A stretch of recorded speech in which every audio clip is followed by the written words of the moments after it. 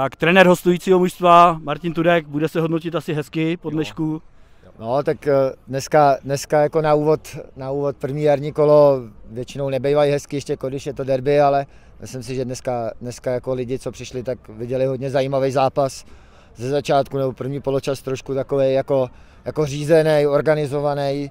A v druhém poločase se to jako strhlo, soupeř trošku změnil taktiku, začal víc napadat, víc se rozběhal. Nám to ze začátku dělalo problém, ale pak jsme se s tím nějak srovnali, soupeř po naší chybě vyrovnal.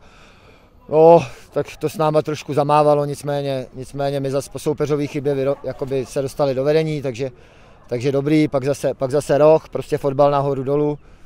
V ten moment, kdy jsme vedli 2-1, tak si myslím, že jsme měli dost šancí na to, aby jsme ten zápas zlomili na 2-1, nebo jako za stavu 2-1, aby to, měli jsme šance na to na 3-1, na 4-1, bohužel jsme nedali.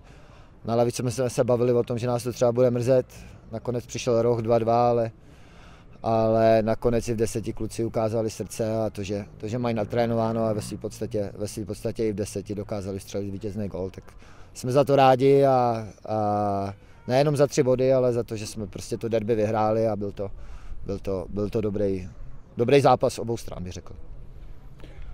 Ještě se zeptám na příští týden na zápas s Brodskou rezervou. Hraje se v sobotu dopoledne, jak to vidíš?